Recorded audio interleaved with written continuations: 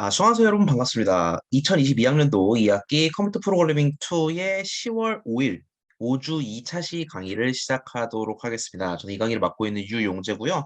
저희 지난 시간에 이어서 이번에도 동영상으로 만나 뵙게 되었네요. 오늘은 리스트와 기타 여러 자료 구조들에 대해서 후반부 내용을 살펴보도록 하겠습니다. 저희가 총 3개의 챕터 가운데 첫 챕터, 즉 리스트에서 원소를 추가하고 삭제하고 검색하는 등의 일들은 이미 월요일에 수업을 했어요. 그 뒤에 남은 내용들, 문자열 제어를 하고 활용하는 법도 딕셔너리를 비롯한 여타 자료 구조들에 대해서 아직 배우지 못했는데 남은 내용들 살펴보고 연습 문제 5문제까지 한번 풀어보고 오늘의 수업을 마치도록 하죠. 먼저 문자열 제어와 활용에 대해서 살펴보도록 하겠습니다.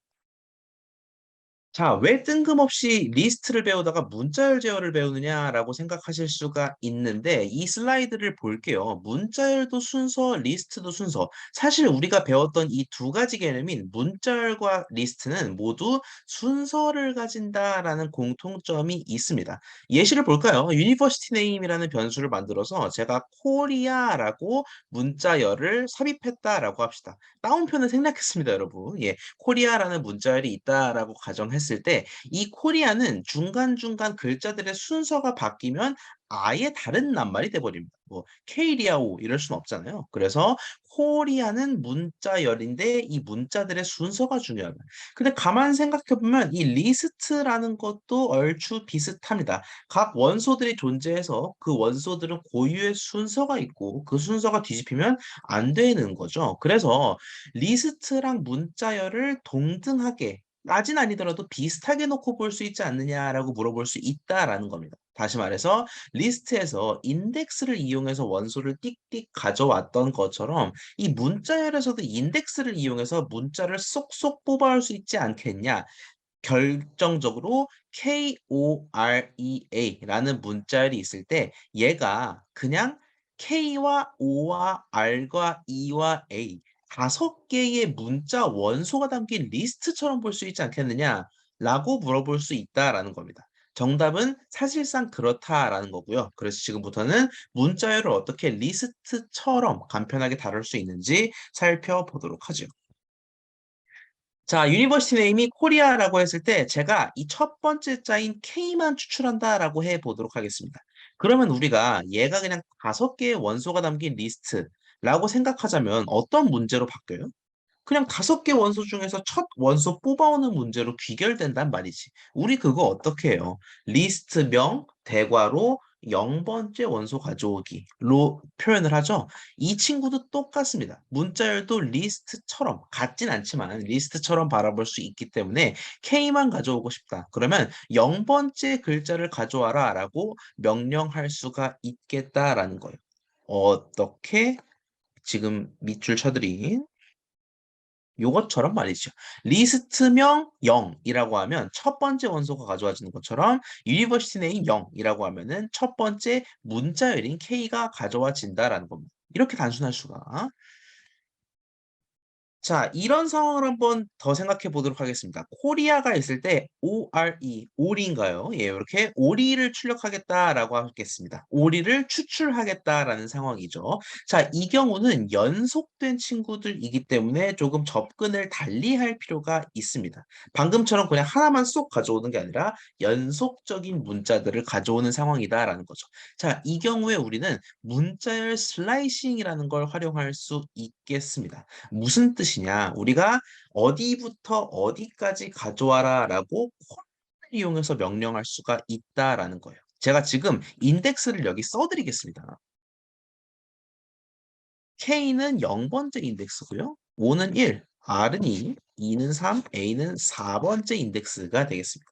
자, 내가 여기서 오리만 가져오고 싶다. 즉, 1, 2, 3만 가져오고 싶다라고 하면은 유니버시티 네임에다가 1부터 3까지 가져와라고 이 콜론을 이용해서 명령할 수가 있다라는 거예요. 뭔가 레인지 쓰는 거랑 비슷한 느낌이기도 하죠. 자, 근데 여기서 잠깐 제가 분명히 1:3이라고 했는데 왼쪽 예시 코드를 보면 지금 1:4입니다.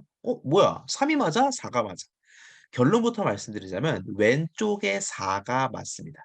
여러분 제가 레인지를 잠깐 소환했잖아요. 레인지에서 가장 큰 주의할 점이 뭐였습니까? 앞에는 이상이지만 뒤에는 미만이다. 즉, 뒤에까진 포함을 안 한다라고 말씀드렸어요. 근데 흥미롭게도 이렇게 콜론을 이용해서 여러분이 슬라이싱을 하는 경우에도 레인지랑 문법이 비슷합니다. 즉, 1 콜론 3이라고 내가 명령하게 되면은 얘는 포함하지만, 즉 5는 포함하지만 얘는 포함하지 않는다라는 겁니다. 즉 5랑 R만 뽑고 2를 뽑기 직전에서 중단을 한다라는 거예요. 그럼 반대로 생각해서 2까지 뽑으려면 어떻게 해야 돼?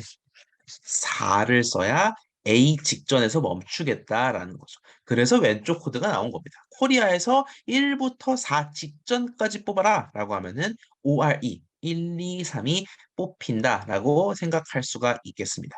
자, 그럼 여기서 팝 퀴즈. 1을 생략했어요. 즉, 그냥 콜론 4라고만 하거나 4를 생략했어요.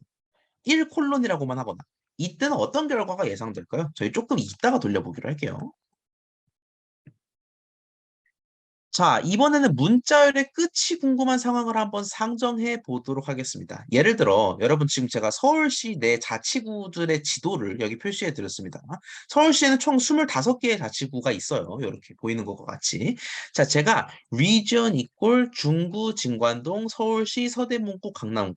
이렇게 region이라는 리스트를 만들었다라고 하겠습니다. 뭐 제가 구가 25개라고 했지만 그냥 구, 동, 시 무관하게 다 적어봤어요. 중구도 있고 진관동도 있고 서울시도 있고.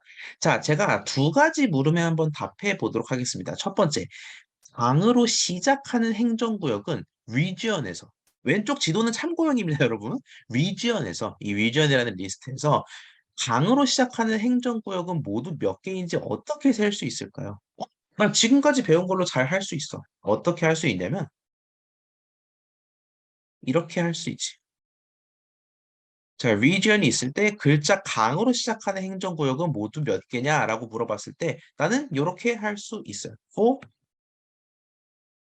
어떻게 할까요? each region이라고 할까요? for문을 돌릴 때 for each region in region 이렇게 반복문을 돌릴 수 있습니다. 왜 뜬금없이 반복문을 돌리느냐? 내가 하나하나 물어보겠다라는 거예요. 즉, region의 모든 원소들한테 돌아가면서 야, 첫 번째 원소 너 중국 너 강으로 시작하냐? 물어본다라는 거예요. 그리고 화살표를 넘겨서 진관동 너 강으로 시작하냐? 서울시 너 강으로 시작하냐? 이렇게 반복해서 물어볼 수가 있겠다라는 거죠. 그거를 코드화하면 이렇게 됩니다. region의 모든 개별 지역에 대해서 물어보는 겁니다. 야, 너 혹시 첫 번째 글자가 강이니? 라고 물어볼 수가 있겠다라는 거죠. 주의할 거, 강은 문자기 때문에 따옴표를 적어주셔야 되고요. 같다는 이 꼴이 두 개죠. 자, 그런데 우리 다행히도 방금 전에, 진짜 한 1분도 안 된 것 같아요. 방금 전에 배웠습니다. 이치 리지언의 첫 번째 글자는 뭐라고 표현한다고? 하나, 둘, 셋.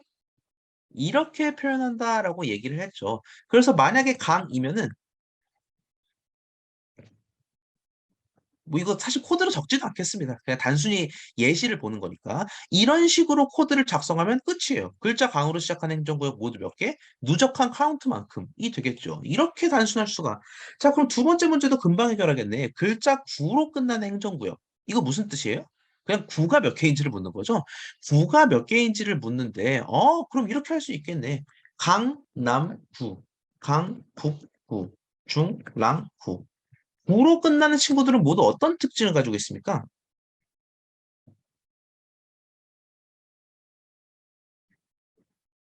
두 번째 인덱스, 즉 2번 인덱스가 구로 끝나는구나 라고 생각할 수 있다라는 거죠. 그럼 방금 코드 똑같이 들고 와서 이렇게 작성하면은 구로 끝나는 행정구역 카운트가 되겠구나. 되겠어요? 안 되니까 가지고 왔겠죠. 이 경우에는 어떠한 치명적인 문제가 있느냐? 중, 주, 0, 1.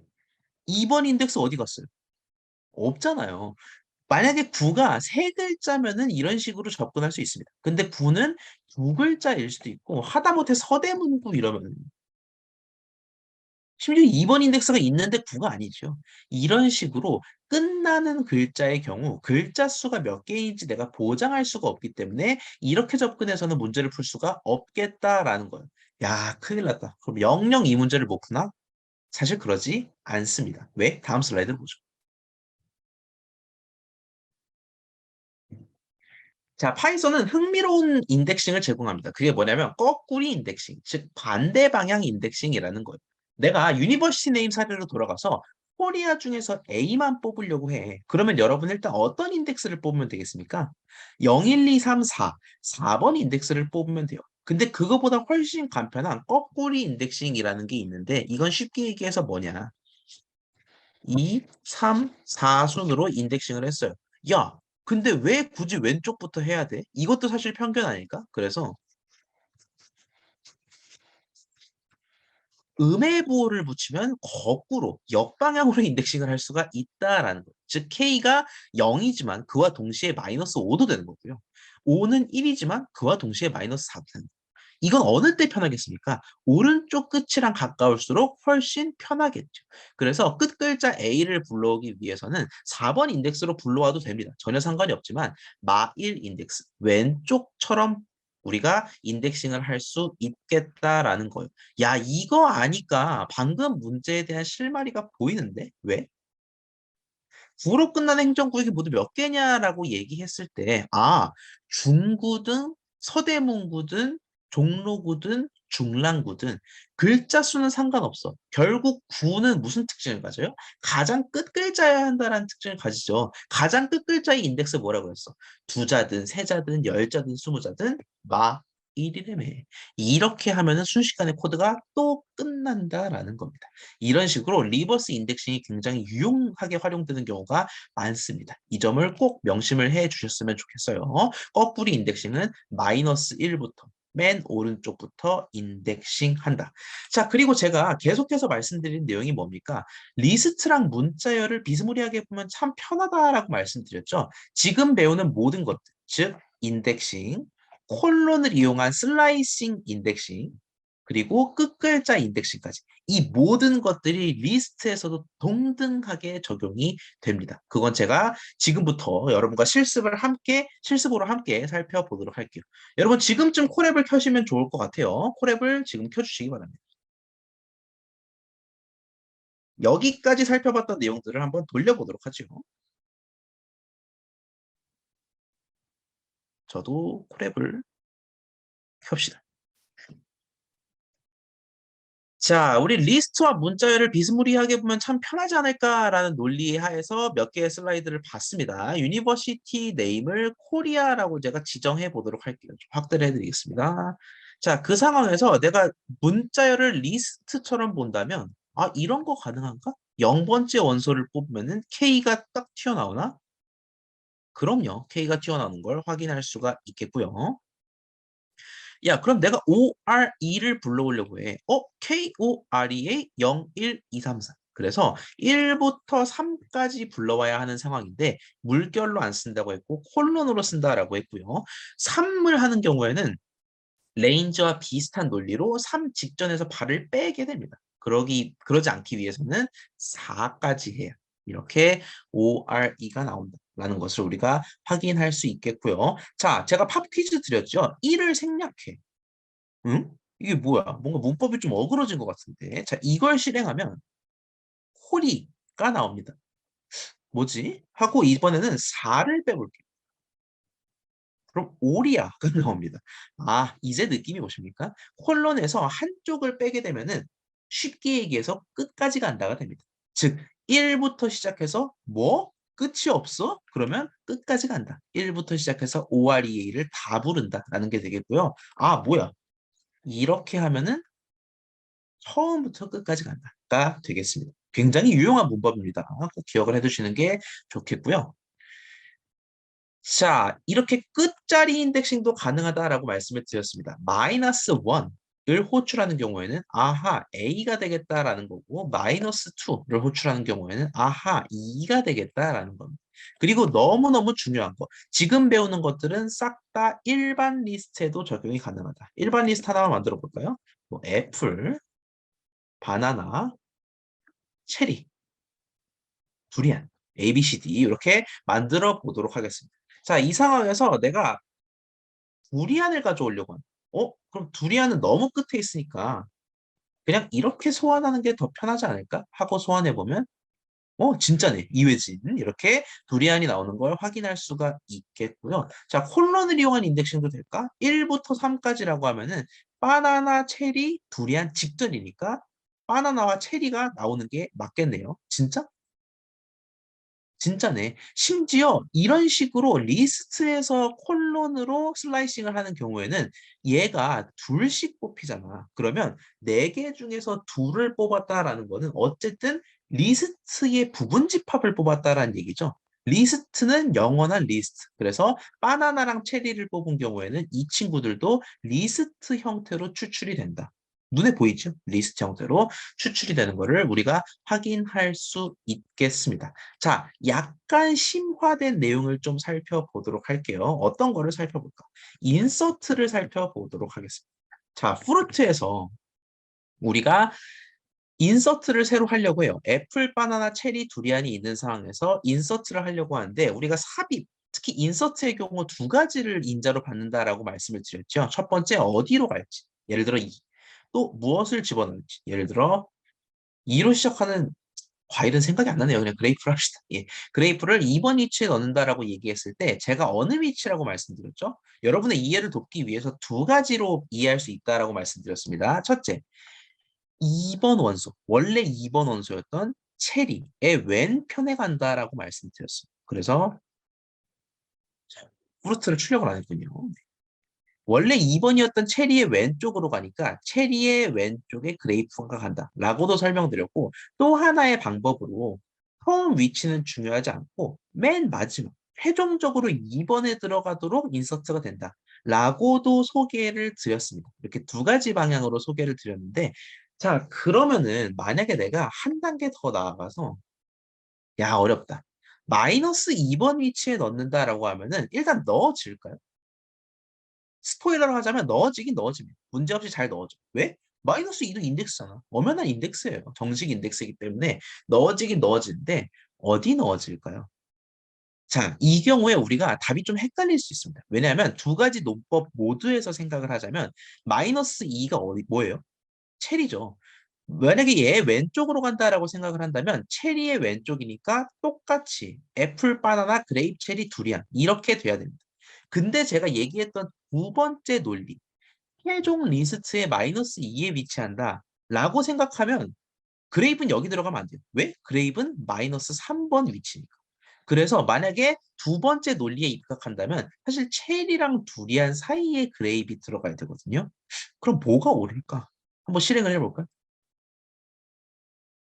알겠죠? 그레이브는 최종 리스트의 마이너스 두 번째가 아니라 원래 리스트의 마이너스 두 번째 그 왼쪽으로 간다라는 음의 부호를 가진 경우에는 그거에 좀 주의할 필요가 있겠습니다. 그래서 만약에 음의 부호, 양의 부호가 너무 헷갈린다 하는 친구들은 그냥 이 위치 왼쪽 간다라고 생각하시는 게 좀 더 마음이 편할 수도 있겠어요. 심화학습 차원에서 말씀드린 겁니다. 지금 중요한 거는 음의 인덱싱 그리고 슬라이싱을 잘 하는 거 그게 훨씬 중요하다라고 말씀을 드리고 싶네요. 자, 그리고 요거는 슬라이드와 동시에 한번 살펴보도록 하겠습니다. 여러분 제가 len 간혹 가다가 사용했던 거 기억이 나나요? 프루트라는 리스트가 존재할 때 랭프루트라고 하게 되면은 세상 모든 것의 길이를 계산한다. 즉 프루트의 길이를 계산한다라고 말씀드렸습니다. 프루트의 길이라는 건 원소의 개수를 뜻하겠죠. 그래서 총 4가 출력되는 걸 확인할 수 있었는데요. 리스트랑 문자열은 비슷하다며. 즉 문자열도 길이 확인이 가능하다라는 것.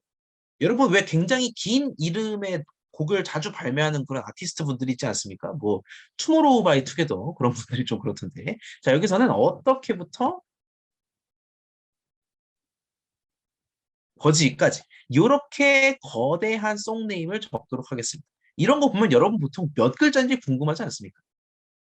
별로 안 궁금한 것 같군요. 자, 이런 경우에도 글자 수를 셀 수 있겠다라는 겁니다. 랭스 송네임을 활용해서 실행해보면 무려 19자군요. 에리에는 리스트에 적용됐을 때는 원소 개수 확인, 문자열에 적용됐을 때는 문자열 길이 확인을 위한 구문이 되겠습니다. 다음으로 가죠. 대단히 중요한 내용입니다. 테마2의 거의 막바지에 다다랐는데, 자, 이런 상황을 한번 생각해 볼게요. 내가 지역들을 띄어쓰기로 구분해서 입력하는 상황을 상정하겠습니다. 그래서 region이라는 이름으로 인풋 결과를 받을게요. 즉 중구 띄고 서울시 띄고 황학동 이런 식으로 내가 각 지역들을 띄어쓰기로 구분해서 입력을 한다라는 거지. 자, 그리고 프린트 리전을 하면 담백하게 그 결과가 그대로 출력이 됩니다. 왜? 내가 그렇게 쳤으니까.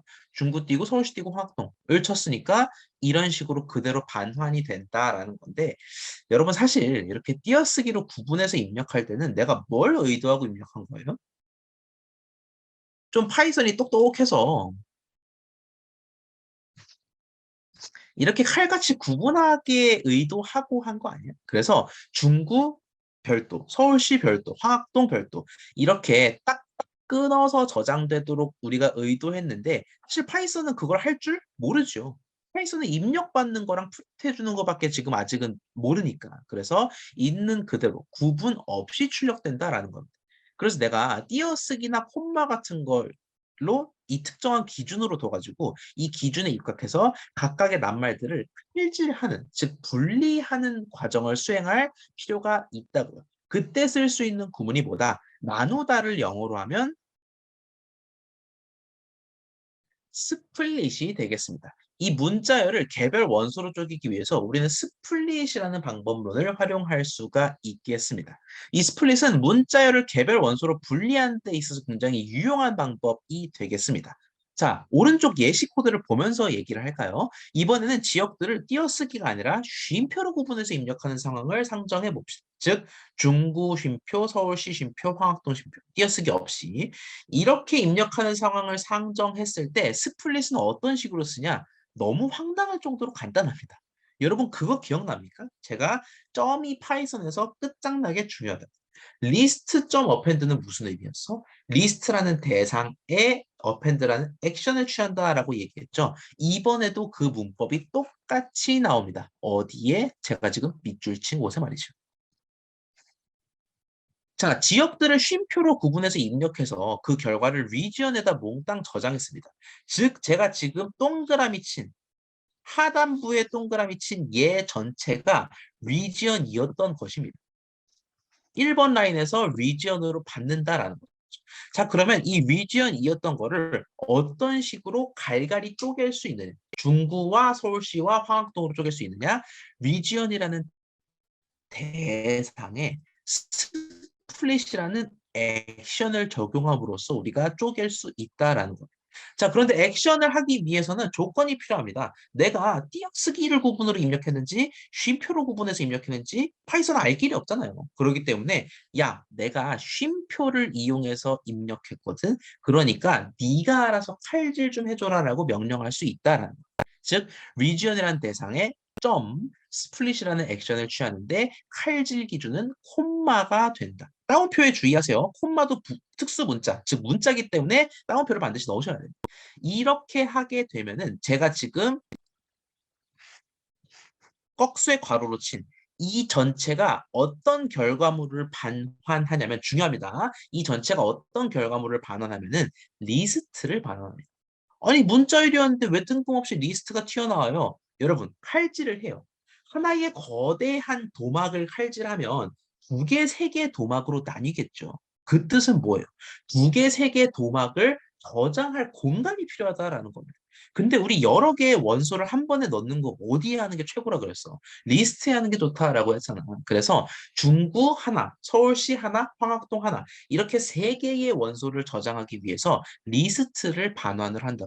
그럼 그거 반대로 표현하면 뭐다? 리스트를 저장할 공간이 필요하다. 그래서 내가 이렇게 땅을 파둔 겁니다. region list라는 이름의 땅을 파둬서 거기에 리스트를 통째로 저장하겠다.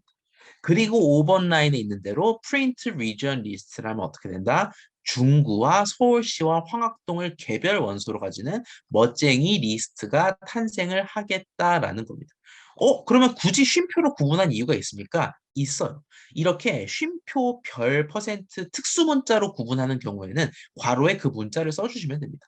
자, 그런데 만약에 띄어쓰기로 구분해요. 내가 띄어쓰기를 이용해서 구분자를 활용한 경우에는 이 괄호 안에 아무것도 안 넣으시면 됩니다. 띄어쓰기는 기본 값이기 때문에 괄호 안에 아무것도 안 넣으시면 돼요. 자, 이 코드는 한번 우리가 직접 돌려보도록 할까요? 자, 스플릿 너무 중요한 내용이다 보니까 저희 직접 돌려보고 테마 3로 넘어가도록 하겠습니다. 자, 지역들을 이번엔 띄어쓰기로 구분해서 입력받도록 해보죠.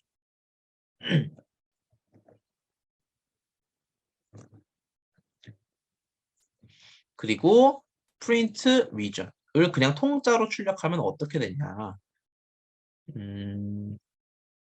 네, 그대로 입력해 볼까요? 중구 서울시황동. 을 치면 당연히 그대로 나오죠. 얘는 그냥 일개 문자열 덩어리에 불과할 뿐인데. 자, 그런데 이 친구를 어떻게 바꿀 수 있느냐? region list로 완벽히 탈바꿈할 수 있겠다라는 겁니다. 아니, 말이 돼? 말이 돼요. region이라는 대상에 스플릿을 적용하면 된다라는 거. 괄호 안에 뭐가 들어갈까? 구분자가 들어가는데, 띄어쓰기는 기본 구분자인데, 그래서 아무것도 안 적어주시면 되겠습니다. 괄호만 쳐주시면 되겠고요. 자, 그럼 print region list. 야, 네 예쁘게 잘 분할했냐? 라고 물어본다면, 진짜네. 중구 서울시 화학동이 리스트 형태로 돼 있고, 여러분 리스트 형태로 완성되면 강점이 뭐겠습니까? 내가 원소를 개별적으로 쏙쏙 뽑아올 수 있어요. 내가 리지언만 있을 때는 서울시만 뽑을 수 있어요. 어떻게 뽑을 수는 있겠지. 뭐 그 콜론 인덱싱 해가지고. 근데 이렇게 깔끔하게 뽑기 위해서는 리스트 형태로 변환됐네? 그러면 region 리스트에 1번 원소가 서울시 아니야? 이렇게 뽑을 수 있겠다라는 거죠. 그래서 이렇게 띄어쓰기, 콤마 혹은 어떤 구분자로 구분돼서 입력받는 경우에는 이 스플릿이 정말 아주 영원한 짝꿍 역할을 하겠다라는 거를 알 수 있겠습니다. 자, 여기까지가 테마 2의 내용이었고요. 테마 3로 넘어가 보도록 하죠. 세 번째 테마에서는 딕셔너리 그리고 기타 자료 구조들에 대해서 학습하도록 하겠습니다. 여타 자료 구조들은 그냥 가볍게 이런 것들이 있다 정도로만 살펴보기로 하고요. 딕셔너리는 여러분이 직접 활용할 줄 아는 게 중요합니다. 여러분 과제 이미 풀어보신 분들은 아시겠지만 과제에서도 딕셔너리를 썼을 때 굉장히 유용하게 잘 풀리는 문제가 있어요. 그렇기 때문에 이 세 번째 테마 딕셔너리에도 꼭 집중해서 살펴보도록 합시다. 자, 자료 구조 한 걸음 더 나아가 보도록 하겠습니다. 지금까지 리스트, 그리고 그 리스트와 비슷하게 볼 수 있는 문자열에 대해서 심도 있게 배웠는데, 여기까지 배웠으면 우리가 사실 뭐든지 할 수 있을 것만 같아요. 하나의 변수에 대해서도 연산하는 거 배우고, 또 여러 가지 변수가 있을 때 리스트로 관리하는 것도 배우고, 뭐 다 할 줄 아는 거 아니야?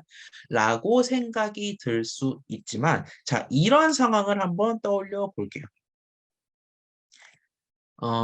어떤 상황이 있을까요? 제가 편의점에 그 아르바이트로 일하고 있다라고 생각을 해봅시다. 자, 편의점에는 여러 물건들이 있고 그 물건들을 내가 관리할 필요가 있겠습니다. 예를 들어 제로 콜라에는 1,900원이라는 딱지가 붙어 있을 거고요. 이 가격 태기. 또 아이스크림에는 1,200원이라는 딱지가 붙어 있을 거고 또 뭐가 있을까요? 화장지에는 1,300원이라는 딱지가 붙어 있을 겁니다. 자, 그럼 이런 식으로 각각의 품목에는 그에 대응하는 가격표가 붙어 있다라는 거죠. 자, 그럼 우리 이 데이터를 효과적으로 관리하기 위해서는 우리가 지금까지 했던 방법으로는 요 정도밖에 못 오니까 물품 따로 가격 따로 한번 보완해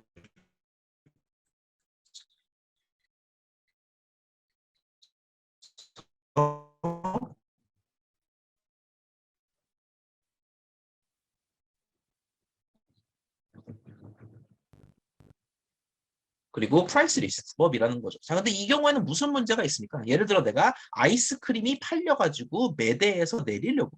그럼 어떻게 해야 됩니까? 프로덕트 리스트 가서 아이스크림 찾아서 제거해. 그리고 다시 프라이스 리스트 가서 똑같은 인덱스 찾아서 제거해. 이게 뭡니까? 굉장히 비효율적이다라는 거죠. 그래서 이렇게 쌍쌍바, 어떠한 값에 대응하는 값이 있는 이 쌍쌍바 형태의 자료의 경우에는 우리가 지금까지 배운 것만으로는 참 이 관리가 어렵다, 쉽지 않다라는 겁니다. 그래서 한 걸음 더 나아가서 우리는 새로운 구조인 이 딕셔너리라는 걸 배움으로써 이러한 형태의 데이터도 관리할 수가 있게 됩니다. 제가 방금 전에 쌍쌍바라고 말씀드렸죠. 이 딕셔너리도 키라는 거랑 밸류라는 게 한 쌍이 돼서 쌍쌍바 형태로 존재하는 자료 구조가 되겠습니다. 여러분 왜 그 영한 사전 이런 거 보면은 그 어떠한 영어 단어에 대응하는 한글 뜻이 나와 있죠. 애플은 한국어로 사과, 그레이브는 한국어로 포도인 것처럼 말이죠. 자, 마치 우리가 사전처럼 어떠한 영단어에 대응하는 한국 뜻이 있는 것처럼 키에 대응하는 밸류가 있기에 우리가 이걸 딕셔너리라는 이름으로 부른다라는 겁니다. 자, 키랑 밸류는 엄연히 다른 개념입니다. 키의 목적은 각각의 원소를 구분짓는 거고요. 밸류는 그에 대응하는 값입니다. 즉, 여러분 이 설명만 보더라도 뭐가 대빵인 게 보여요? 키가 좀 더 중요한 대빵인 게 보이고 그에 대응하는 값이 밸류라는 걸 알 수가 있겠습니다. 자, 리스트는 우리가 호치키스심, 대괄호가 리스트를 상징하는 이 특수 기호였죠. 자, 반면 딕셔너리의 경우에는 상징하는 특수 기호가 중괄호가 되겠습니다. 이 중괄호로 한 대 묶어서 정의할 수가 있다라는 거고요. 자, 각각의 원소를 구분짓게 해주는 게 키라고 말씀드렸습니다. 그래서 제가 뒤에도 한 번 더 언급을 드릴 거지만 이 키는 중복이 기본적으로 허용되지 않습니다. 왜? 각각을 구분짓는 건데 이게 중복되면 안 되죠. 예를 들어 사람 이름이 중복되는 경우에는 그 둘을 구분지을 수가 없게 되죠. 그런 것처럼 이 키라는 거는 원소를 구분짓는 역할을 하기 때문에 고유의 값을 가진다. 즉 중복을 기본적으로 허용하지 않는다라는 거고요. 밸류는 그렇지 않습니다. 밸류는 중복될 수 있습니다. 자, 그러면 키랑 밸류의 의미를 곱씹어 보기 위해서 방금 예시로 돌아가 보도록 할게요. 뭐가 키고 뭐가 밸류여야 할 것 같습니까? 여러분, 이 가격이라는 거는 사실 우연히 겹칠 수도 있어요. 예를 들어서 뭐 사이다 1,300원. 사이다가 화장지랑 같은 가격일 수도 있죠. 화장지가 1,300원이니까 넌 죽어도 1,300원이면 안 돼. 그럴 수가 있습니까? 아니잖아요. 그래서 이 가격의 경우에는 언제든 중복될 수 있지만 각각의 제품을 구분짓는 아주 유일한 이 특별한 값은 이 제로 콜라, 아이스크림, 이 품목명들이 아주 고유하고 각각의 것을 구분짓는 역할을 하죠. 제가 다 드렸습니다. 뭐가 키고 뭐가 밸류겠어요? 품목명이 키고 가격이 밸류가 되겠죠. 딕셔너리는 이런 식으로 접근할 수가 있다라는 겁니다.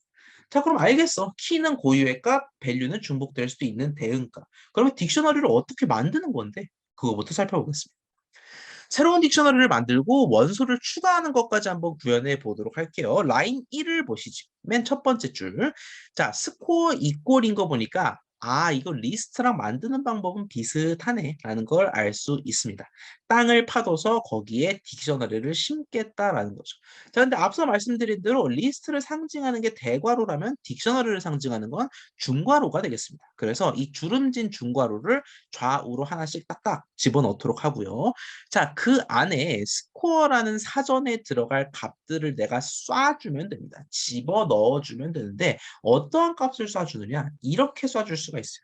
자, 이건 어떤 상황이냐면 제가 학생들의 수능 성적을 가지고 있는 상황인 겁니다. 김철수 학생의 수능 성적은 요즘에 또 국어, 수학, 탐구를 합산하더라고요. 저 때랑 좀 달라가지고.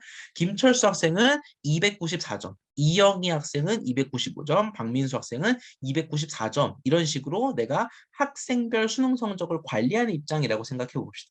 학생 이름은 중복되지 않지만 수능 성적은 중복될 수도 있죠. 둘 다 300점일 수도 있잖아요. 그래서 키는 자연스럽게 뭐가 된다? 학생 이름이 되고 밸류는 자연스럽게 수능 성적이 되겠다라는 겁니다. 자, 키랑 밸류가 정해졌으면 적재하는 방법은 쉽습니다. 어떻게 데이터를 적재해? 키 땡땡 밸류, 키 땡땡 밸류를 연이어서 적재하겠습니다.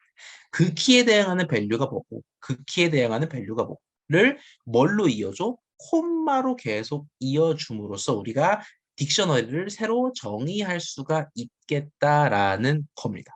자, 그런데 이렇게 3명짜리 딕셔너리가 나온 상황에서 더 들어왔어요. 야, 290점 맞은 최영수 학생도 여기 집어넣어야 된대. 그러면 어떻게 집어넣냐면은 여기서는 대괄호를 활용한다라는 걸 알 수 있겠습니다. 아니 분명히 이 딕셔너리의 상징은 중괄호인데 왜 뜬금없이 다시 대괄호가 나옵니까? 라고 물어볼 수도 있는데 여러분 리스트를 생성하는 거, 딕셔너리를 생성하는 거에서는 이 대괄호, 중괄호를 각각 달리 쓰는 게 맞습니다. 근데 여러분 리스트대로 기억을 잠깐 돌려볼게요.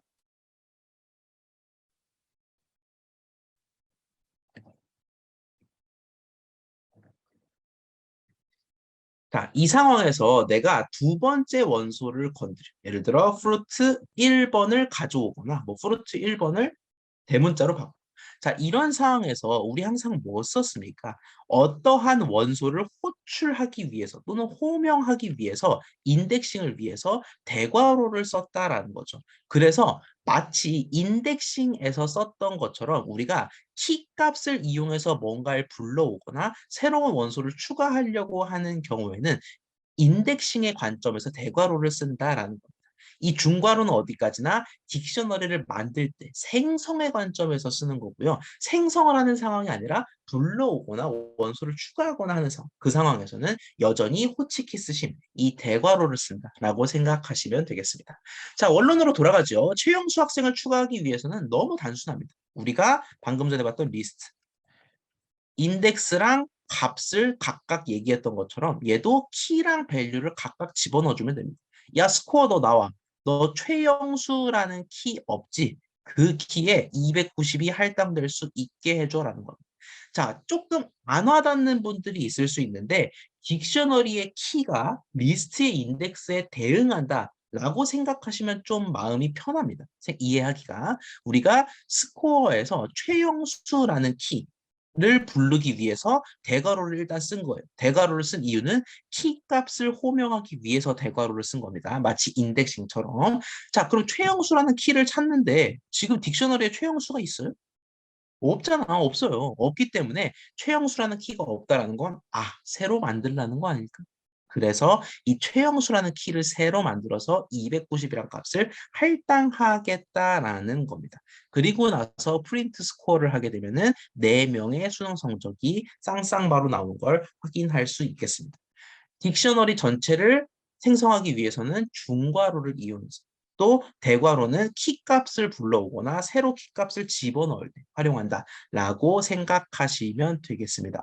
좀 손으로 익숙해질 필요가 있는데 저희가 좀 이따가 실습에서 같이 구현해 보도록 할게요.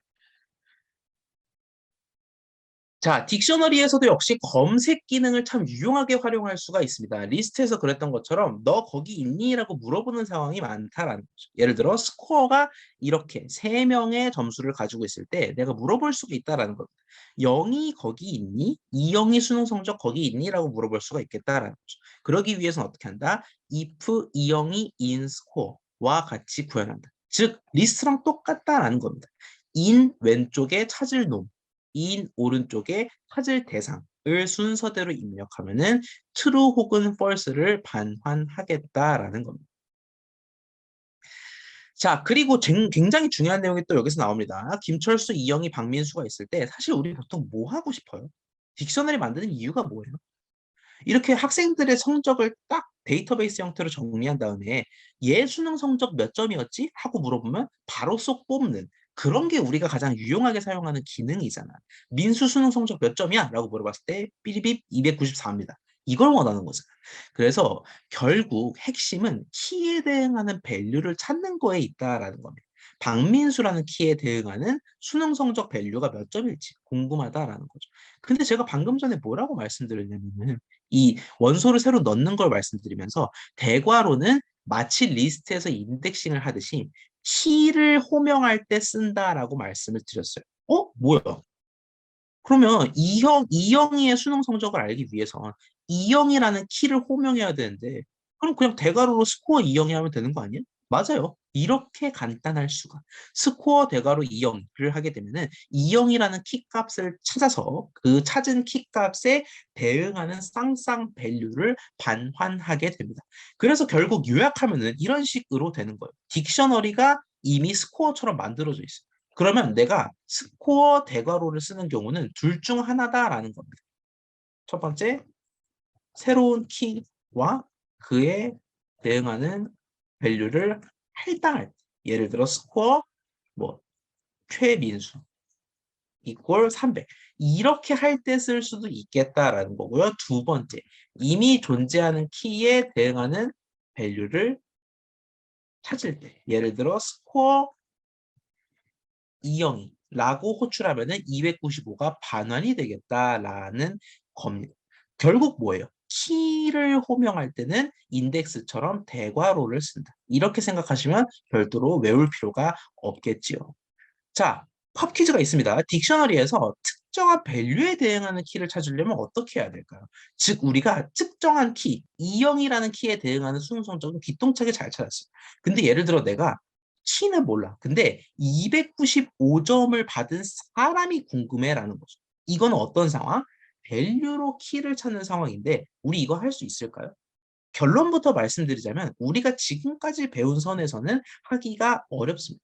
그걸 위한 별도의 구문을 우리가 따로 배우지도 않았고 우리가 지금 선에서는 할 수 있는 게 없어요. 키로 밸류를 찾을 수는 있지만 키로 밸류를 찾을 수는 있지만 밸류로 키를 찾기는 어렵다라는 거죠. 근데 우리 이거 한번 해볼 겁니다. 어떻게 뒤에서 심화학습 차원에서 해보도록 하고요. 여기까지는 한번 우리 실습을 해볼게요. 자, 딕셔너리 파트가 되겠습니다. 새로운 딕셔너리를 만들고 원소를 추가하는 거에 대해서 볼 텐데 스코어 이꼴 김철수 294점, 이영희 295점. 여러분 같이 하시면 되고요. 또 우리 동영상이기 때문에 중간에 뭐 조금 더 고민해보고 하고 싶다 하는 분들이 일시정지 하면서 들으셔도 좋겠죠. 박민수 294. 이게 바로 딕셔너리를 선언하는 일반적인 방법이 되겠습니다. 키에 대응하는 밸류, 키에 대응하는 밸류. 이렇게 선언할 수가 있겠고요. 내가 여기서 만약에 이영희의 수능 성적을 알려고 그러면 키 값을 불러와 주면 됩니다. 이영희 수능 성적 몇 점이야? 라고 했을 때 295점입니다. 라고 반환이 되는 걸 확인할 수가 있겠고요. 한 발 더 나아가서 내가 여기 없는 최영수 학생의 수능 성적을 새로 선언하고 싶다면 없는 키를 소환하면 됩니다. 근데 없는 키라는 거는 내가 새로 집어넣을 키라는 의미죠. 키를 집어넣겠다라는 건 그에 대응하는 밸류도 쏴주겠다라는 의미. 이렇게 290을 쏴주고 프린트 스코어를 해주면 예, 이렇게 290이 반환되는 걸 확인할 수가 있겠습니다. 총 4명이 이렇게 스코어에 자리 잡고 있군요. 자, 키값을 이용해서 원소를 탐색할 수도 있습니다. 요거는 다른 셀에다가 한번 해볼까요? 자, 이 상황에서 내가 if까지는 안 작성하겠습니다. 이영이 in 스코어를 프린트해 보도록 하겠습니다. 자, in이라는 건 결국 있냐 없냐 중 하나니까 true나 false를 반응하겠죠. 이영이가 스코어에 있냐라고 했을 때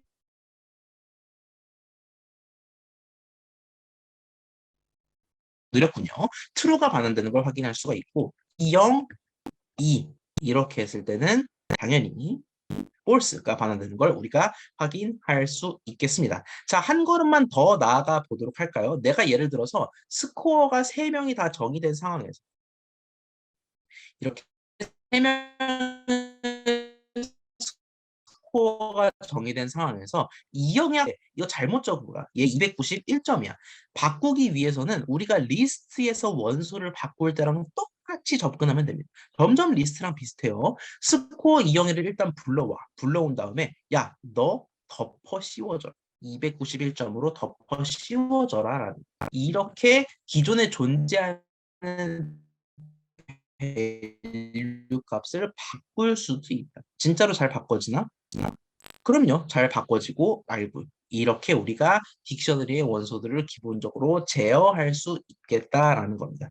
여러분 그리고 문제를 풀다 보면은 문제 상황을 해결하다 보면은 간혹 가다가 비어있는 리스트를 만들 필요가 있는 것처럼 비어있는 딕셔너리를 만들고 싶은 순간들도 있습니다.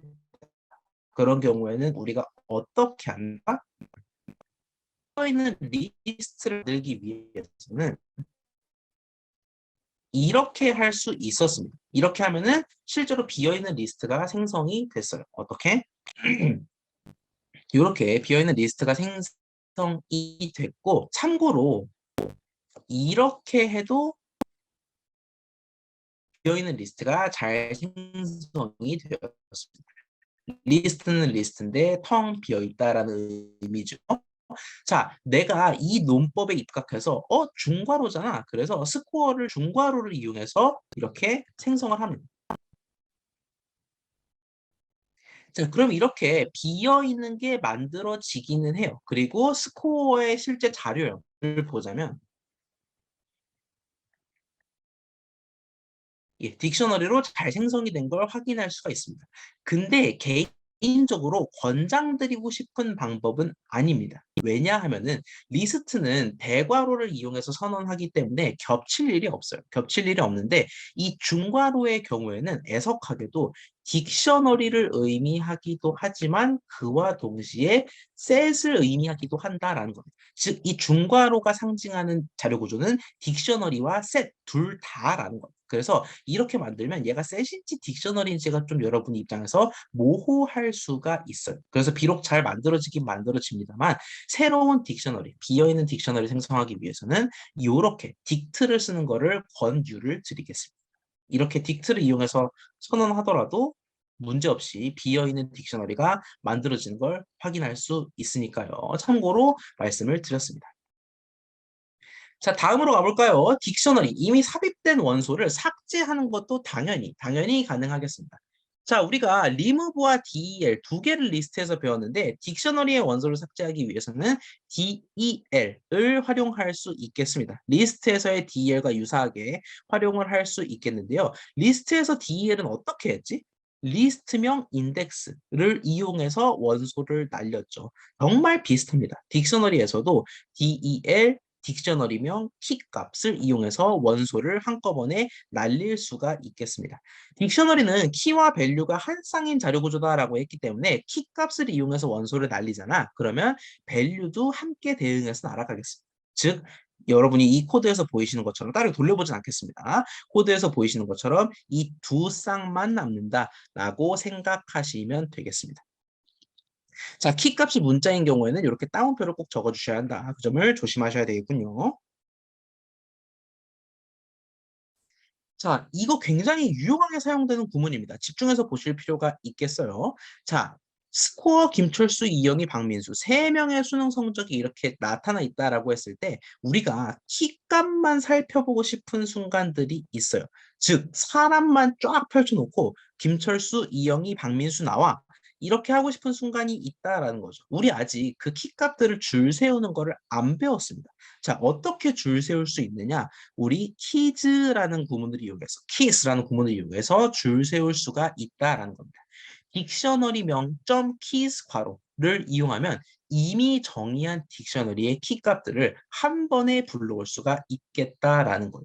자, 그러면 키즈라는 거는 뭐 자료형도 좀 수상 적고 대체 어떻게 활용하냐? 자, 여러분 한 번에 딱 줄을 세워요. 김철수, 이영희, 박민수 나와 하고 줄 세워요. 우리 그럼 보통 뭐 하기 위해서 줄 세우는 거예요? 반복하기 위해서 줄 세우는 거죠. 김철수 너 이거 해, 이영희 너 이거 해, 박민수 너 이거 해 이런 식으로 반복을 위해서 줄 세우는 경우가 많다라는 겁니다. 그래서 문법의 특성상 이 키즈라는 줄 세우기 구문은 for 반복문과 함께 사용하게 되는 경우가 참 많습니다. 왜? for가 바로 범위를 순회하는 데 특화된 반복문이니까. 그래서 이런 식의 코드를 작성할 일이 굉장히 많다라는 거예요. 요거는 한번 저희 직접 돌려보도록 하겠습니다. 자, 스코어 김철수, 이영희, 박민수 세 명이 있다라고 할게요. 자, 여러분 아웃풋을 보시면 아시겠지만 저는 지금 어떤 거를 의도하는 거냐면 김철수 학생, 이영희 학생, 박민수 학생을 모두 출력하기를 갈망하고 있는 거예요. 즉 각각의 학생들을 다 불러서 학생이라는 호칭까지 붙여서 출력하기를 희망하고 있는 겁니다. 자, 그러면 어떻게 하냐? 어떤 상황인 거예요?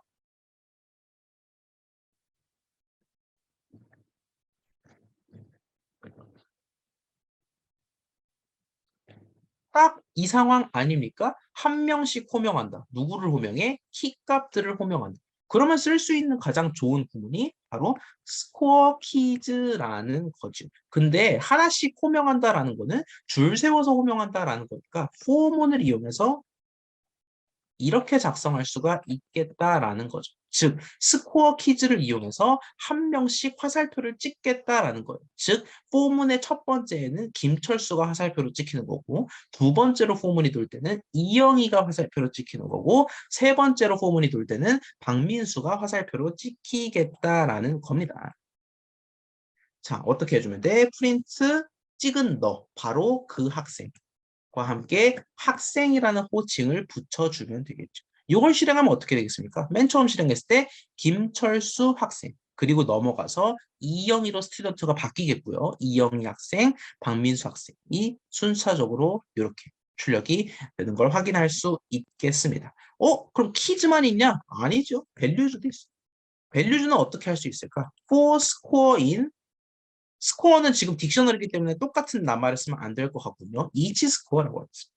for each score in score values라고 하면은 이렇게 할 수 있겠죠.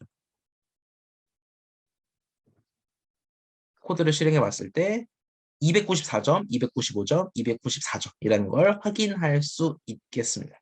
자, 여러분 참고로 다음 슬라이드가 딕셔너리 마지막 슬라이드인데 그거 보기 전에 하나만 언급드리자면 지금까지 우리가 키 밸류 대응하는 이 딕셔너리라는 개념을 살펴봤어요. 근데 우리 지금까지 한 번도 안 했던 게 숫자 인덱싱을 한 번도 안 했습니다. 여러분 기억납니까? 딕셔너리를 지금까지 살펴보면서 1번 원소 나와, 0번 원소 나와 이런 숫자 인덱싱을 한 번도 안 했어요. 왜 안 했을까? 숫자 인덱스는 딕셔너리에서 하등 의미가 없기 때문입니다. 딕셔너리는 순서가 중요하다기보다는 각각에 대응하는 밸류 그 자체가 중요해요. 김철수라는 학생이 몇 점을 받았는지가 중요하지. 김철수가 몇 번째로 등재된지는 그다지 중요하지가 않다라는 겁니다. 그래서 우리가 지금까지 숫자 인덱싱을 안 다뤘던 거고, 그래서 딕셔너리에서 순서는 크게 개의치 않아도 되는 요소이다. 언제 적재했냐가 중요한 게 아니라 각 키에 대응하는 밸류가 뭐냐가 훨씬 중요하다라고 설명드릴 수 있겠습니다. 자, 딕셔너리에서의 마지막 슬라이드가 되겠어요. 제가 방금 전에 팝 퀴즈 드리고 답을 안 드렸죠. 우리가 키를 이용해서 밸류를 찾을 수 있는데 밸류 값으로 역으로 키를 찾을 수는 없다. 예를 들어 지금 1번 라인을 보시면 스코어에 김철수, 이영희, 박민수, 송우빈 4명의 학생이 나타나 있어요. 송우빈 학생만 300점 만점이고요. 다른 학생들은 300점 만점이 아닙니다.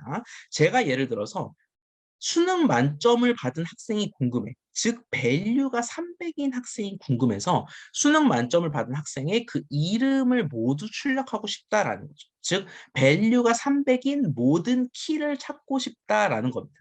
이거 우리 지금까지는 할 수 없었어요. 왜? 대괄호를 이용해서 호출하는 건 키로 밸류를 찾는 거지. 밸류로 키를 찾는 게 아니었기 때문입니다. 자, 그럼 우리는 영원히 밸류 값으로 키를 못 찾나? 근데 한번 잘 생각을 해보자고. 키로는 밸류를 잘 찾아. 즉, 이렇게는 끝장나게 잘해. 근데 뭐가 안 되냐면은 이렇게가 안 된다라는 겁니다. 그러면 역으로 생각해 보면은 우리가 포문 돌리던 그 시절의 논법을 채택할 수 있는 거 아니에요? 우리 행정구역 찾는 문제, 오늘 풀어본 문제에서 똑똑하면서 여러 곳을 순회했죠. 너 구입니까? 너 구입니까? 너 구입니까? 너 강으로 시작합니까? 너 강으로 시작합니까? 다 물어봤죠. 그러면 내가 3 밸류인 값을 찾고 싶어. 3 빼기 밸류인 키를 찾고 싶으면 다 물어보면 되는 거 아니에요? 첫 번째 김철수한테 물어봐서 너 300점이니? 물어봐요. 이영희 너 300점이니? 박민수 너 300점이니? 송우빈 너 300점이니? 그래서 300점인 사람을 다 출력하면 되는 거 아니야? 이게 바로 밸류로 키를 찾는 원리가 되겠습니다. 코드 볼까요? For student in score quiz. 어디서 봤던 장면? 방금 전에 봤던 퀴즈를 활용한 거죠. 모든 학생들한테 물어보는 겁니다. 네 혹시 300점 이상 받았냐? 뭐 이상이라고 했지만 사실상 300을 넘어설 수는 없지요.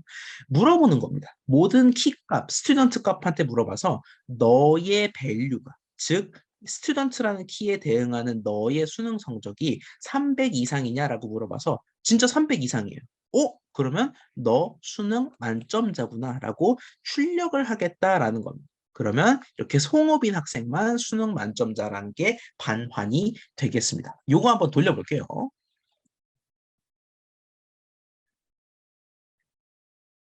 자, 여기서 한번 그대로 돌려볼까요? 김철수, 이영희, 박민수와 함께 송호빈 학생이 300점이라고 합시다.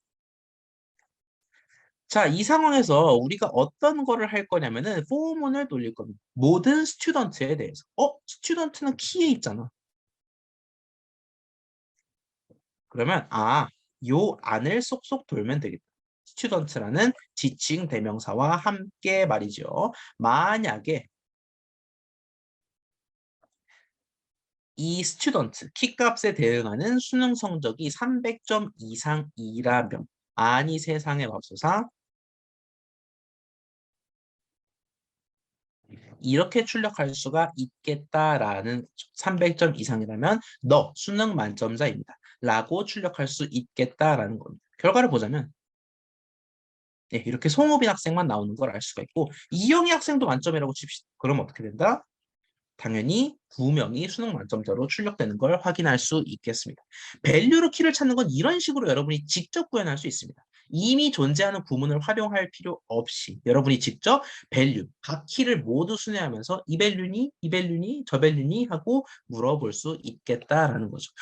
이 밸류 값으로 키를 찾는 코드를 여러분이 스스로 작성할 수 있다면 나 딕셔너리 좀 쓰는데? 이렇게 스스로를 칭찬하셔도 충분하겠습니다. 자, 오늘 이론 수업의 마지막 슬라이드가 되겠습니다. 딕셔너리 말고, 리스트 말고 다른 자료 구조들도 존재하긴 합니다. 이 저희 강좌의 범위상, 그리고 여러분이 실질적으로 활용하는 빈도를 고려했을 때 이 내용들은 이 정도로만 살펴봐도 충분하다라고 제가 판단을 해서 이 슬라이드 정도로만 살펴보도록 하겠습니다. 자, 튜플과 셋이라는 자료형도 있어요. 먼저 튜플을 살펴보자면 이 친구는 리스트랑 참 비슷합니다. 뭐가 비슷하냐? 여러 개의 자료를 하나로 묶어서 저장한다. 라는 점도 리스트랑 비슷하고요. 자료의 인덱스가 존재해서 순서가 중요하다. 즉 앞뒤 바뀌면 인덱스가 다른 거다. 또 리스트랑 똑같아요. 뭐야 그럼 리스트랑 똑같은데 왜 배워? 싶을 텐데 결정적으로 한 번 정의한 자료를 재정의할 수 없다라는 중대한 특징을 가집니다. 그래서 우리가 투표를 보통 어떤 데이터 타입이다라고 얘기를 하냐면은 이뮤터블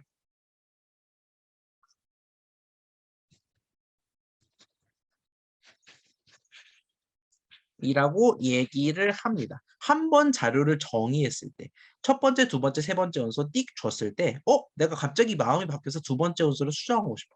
이런 게 불가하다라는 겁니다. 그게 가장 중대한 특징이죠. 리스트는 그럴 수 있었습니다. 두 번째 원소 바꿔? 당연히 잘 바뀌죠.